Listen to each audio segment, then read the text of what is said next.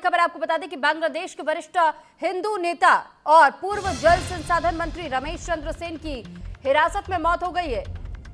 85 साल के रमेश चंद्र सेन लंबे समय से बीमार चल रहे थे। उन्हें सुबह दिनाजपुर जिला जेल से दिनाजपुर मेडिकल कॉलेज अस्पताल के इमरजेंसी विभाग लाया गया। यहां डॉक्टर्स ने उन्हें मृत घोषित कर दिया।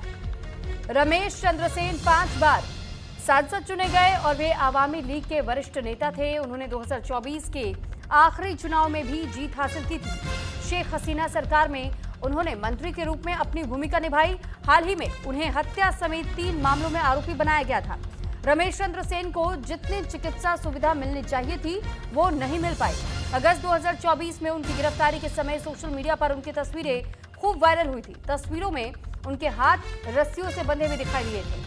बांग्लादेश से बहुत से आवामी लीग नेता देश छोड़ गए, लेकिन सेन अपने घर पर ही रुके क्योंकि उन्हें विश्वास था कि उन्होंने कोई अपराध नहीं किया। कई लोगों ने इसे प्रिजन मर्डर और कस्टोडियल किलिंग बताया है। तो फिलहाल ये कुछ तस्वीरें भी हम आपको दिखा रहे हैं जब बताया जा रहा था कि बांग्लादेश में किस तरीके से रमेश चंद्र की मौत की खबर सामने आई, तो इसको लेकर के कई सारे सवाल उठने लगे और अब तक हिरासत में 5 आवामी लीग नेताओं की मौत की खबर सामने आई है। और साथ ही जानकारी आपको दे दें कि पूर्व जल संसाधन मंत्री भी रह चुके हैं रमेश चंद्र, जिनकी हिरासत में मौत हुई है। जिस वक्त उन्हें हॉस्पिटल ले जाया गया, वहां पर हॉस्पिटल के डॉक्टर्स की ओर से यह कह दिया गया कि उनकी मृत्यु हो चुकी है।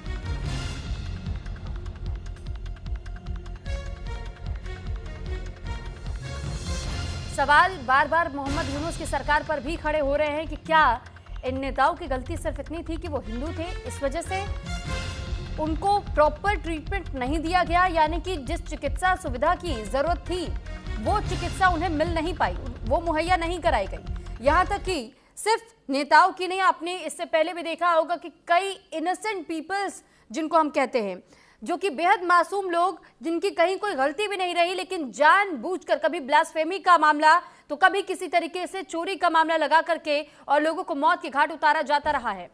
और बांग्लादेश में ऐसे हिंसक मामले कई बार अब तक सामने आए। ये कोई पहला मामला नहीं है।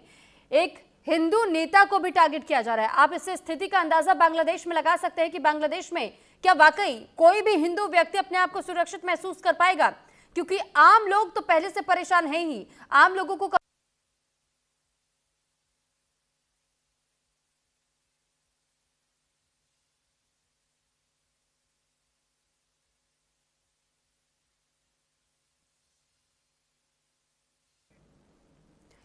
तो कभी आपने ये भी देखा कि चोरी के शक में, तो कभी ईश निंदा के आरोपों के तहत में किस तरीके से बेरहमी से लोगों को मौत के घाट उतारा जाता रहा। और उसके बाद ऐसे कई मामले सामने आए जब बताया यह भी गया कि बांग्लादेश में न केवल आम लोग बल्कि नेताओं को भी बख्शा नहीं जा रहा है। और इस पर ज्यादा जानकारी के साथ रत्नेश द्विवेदी हमारे साथ एडिटर, फॉरेन अफेयर्स एक्सपर्ट के तौर पर जुड़े हुए हैं। रत्नेश जी, सबसे पहला सवाल यही बनता है कि बांग्लादेश से ऐसा मामला तो ये पहली बार का सामने आया नहीं है। आम लोग पहले से परेशान थे, लेकिन अब तो यहाँ पर नेता तक सुरक्षित नहीं है। तो आप लोगों को कैसे विश्वास दिलाएंगे कि वो हिंदुओं के लिए सेवा कर रहे हैं, हिंदुओं के लिए कोई ठोस कदम उठा रहे हैं?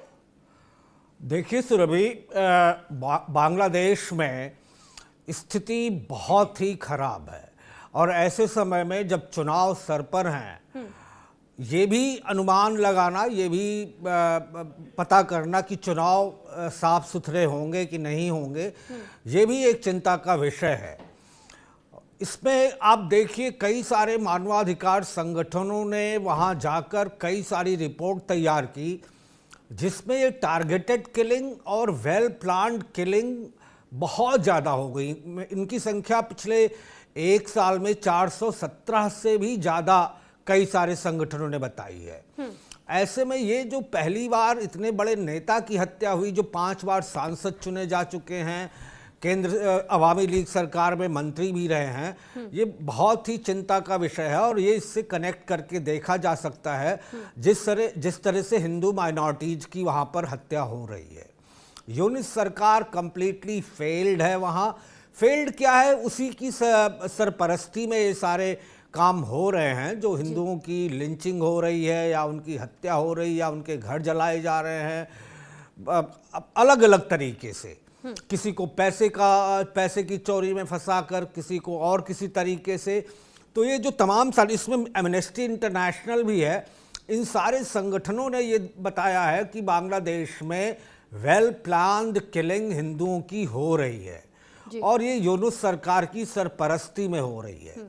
ऐसे में ये सबका उत्तरदायित्व बनता है, विशेषकर जब इंटरनेशनल ऑर्गेनाइजेशंस इस बात की तस्दीक कर रही हैं कि वहाँ पर जो यूनुस सरकार है उसको कटघरे में खड़ा करे और उसको जवाबदेह बनाए। वो जब होता है अंतर्राष्ट्रीय लीडर से, नेताओं से मिलने चले जाते हैं, ऐसे लगता है सबका वरद हस्त उनको मिला हुआ है।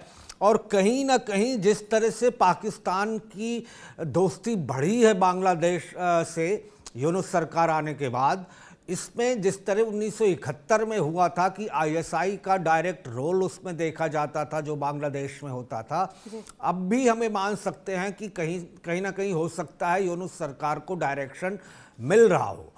स्थिति बहुत ही गंभीर है और ये मामला जिसका जिक्र आप कर रही हैं अपने आप में इसका एक चरम है।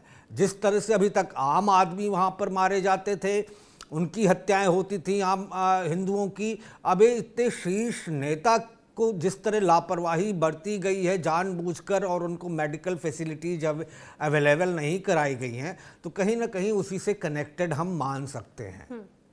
लेकिन रत्नेश जी, एक सवाल जहन में ये भी आता है कि अभी 12 फरवरी का दिन बहुत नज़दीक है, आज 8 फरवरी हो चुकी है, और जब इस तरीके का एक मामला सामने आ जाए कि हिंदू लोग तो सुरक्षित नहीं है लेकिन हिंदू नेता तक सुरक्षित नहीं है, जो उन्हें स्वास्थ्य सुविधाएं मिलनी चाहिए थी, चाहे वो जेल में क्यों ना पहले से बंद हो, लेकिन उन्हें वो चिकित्सा सुविधाएं क्यों मुहैया नहीं कराई गई?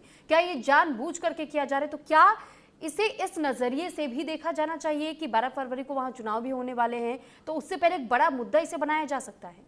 देखिए, बिल्कुल सही बात है। अवामी लीग जब तक सरकार थी वहाँ पर शेख हसीना की, और वो जब तक वहाँ पर प्रधानमंत्री थीं, तब तक सब कुछ ठीक था। फिर उनको हटा दिया गया। ऐसा लगा कि अब उनका वहाँ पर कत्लेआम ही हो जाएगा या उन्हें मार दिया जाएगा। उनको अचानक भागना पड़ा, वहाँ पर भारत में शरण लेनी पड़ी, और ये उन्हीं की पार्टी के नेता थे।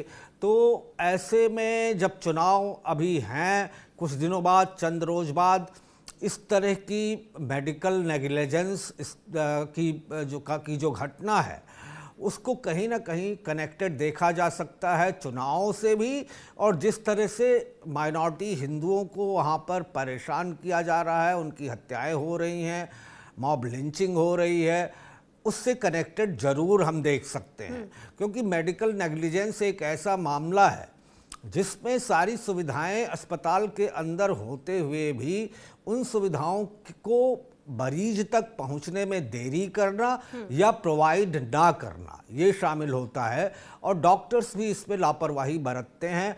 ऐसे में इतने वरिष्ठ हिंदू नेता के साथ जो हुआ वो निंदनीय होने के साथ साथ जिस तरह हिंदुओं की वहाँ पर हत्याएं हो रही हैं, और जैसा मैंने कहा, ये कोई भारत सरकार नहीं कह रही है इस वजह से कि हिंदू वहाँ हैं और सिंपैथी रखती है, लेकिन ये अंतर्राष्ट्रीय संगठन कह रहे हैं, उसमें वो भी है जो हमेशा से एक अनबायस्ड ऑर्गेनाइजेशन मानी गई है, जिसका हमने नाम लिया एमनेस्टी इंटरनेशनल। इसके साथ कई सारे मानवाधिकार संगठन और इंडिपेंडेंट एजेंसीज वहाँ गई हैं।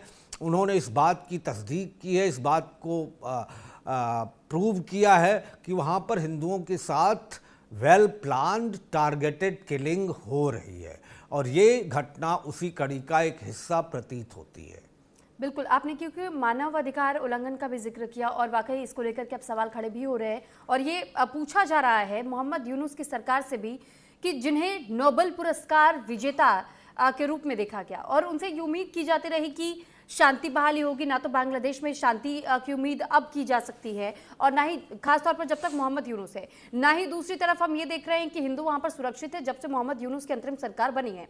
और इस अंतरिम सरकार पर न केवल आम लोगों की ओर से लेकिन विपक्षी दलों की तरफ से भी ये बार बार सवाल खड़े किए जाते रहते हैं कि मानव अधिकार का उल्लंघन हो रहा है, लेकिन इतनी चुप्पी मोहम्मद यूनुस की आखिर क्यों?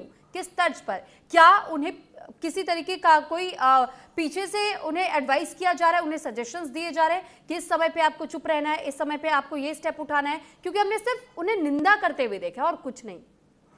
देखिए, जिस तरह से पाकिस्तान इस समय, पाकिस्तान की क्लोजनेस हुई है यूनुस सरकार आने के बाद, इसमें आप एक उदाहरण क्रिकेट का भी ले सकती हैं कि बांग्लादेश के किसी मंच से अलग हटने का फैसला किया और पाकिस्तान ने उसको सपोर्ट किया, या और मुद्दों पर सपोर्ट करता है। पाकिस्तान के मंत्री दौरा कर रहे हैं बांग्लादेश का। ऐसे में ये कहीं ना कहीं हम कनेक्टेड मान सकते हैं कि वो गवर्न हो सकते हैं, डायरेक्शंस या सजेशंस लेते हुए उनको माना जा सकता है कि वो अपने निर्णयों में कहीं ना कहीं परिलक्षित करते हैं कि वो कहीं ना कहीं से निर्देश ले रहे हैं। ठीक है रत्नेश जी, बहुत धन्यवाद आपका हमारे